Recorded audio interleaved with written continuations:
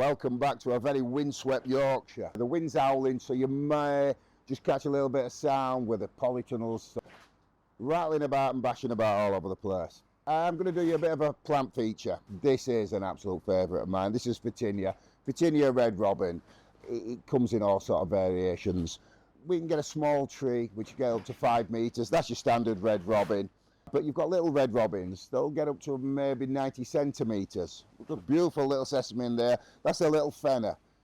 Even though not technically a red robin, it is. It's still got the distinctive fresh leaves that's red, and then the mid-green leaves once they're old.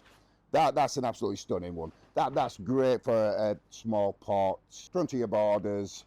Like I said, everything up to 5 metres. So they are a small tree. They are evergreen, and when they send the new leaves off, which they produce the vast majority of the growth in early spring, it's a beautiful crimson red. Red stemmed, mid-green, broken foliage. Absolutely stunning specimen.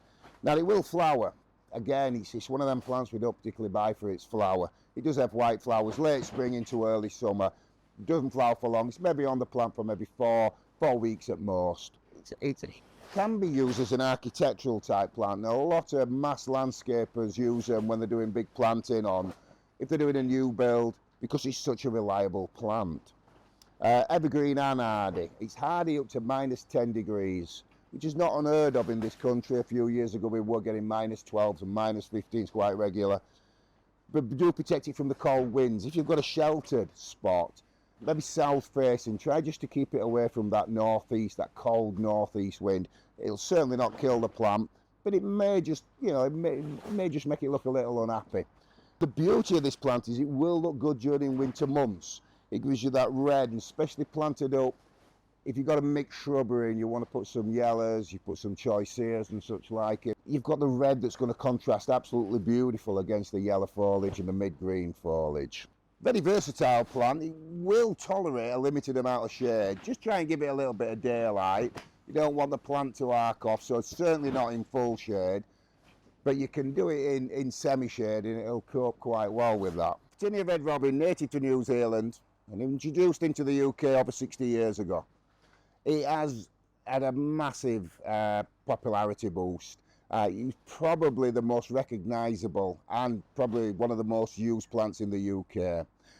I think one of the main reasons of that, it is used by landscapers because of its hardiness, because it's evergreen, because it's an easy plant to care for.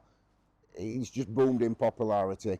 I've got a little selection of some young specimens just been planted out, propagated last year. Propagation's just from softwood cuttings. This is a real interesting one. This is Photinia Louise. Now, it's got the best of everything. It's got the new leaves that's going to come out, this beautiful crimson colour. But once it matures, it's got a variegated leaf. So cream-edged, if you can just see that. It's cream-edged, green-scented. So you've got a tri-coloured plant. Absolutely stunning. It's a great alternative for people. If you're growing aces, if you like your aces, it is a wonderful plant. It's a little bit of a pricey plant, and it can be a temperamental plant. Photinia will give you the exact same appearance as what you're wanting from your acer, with its colour variation of its leaves, but with the added bonus is it is evergreen and it's totally hardy, and it'll keep its leaves all year round.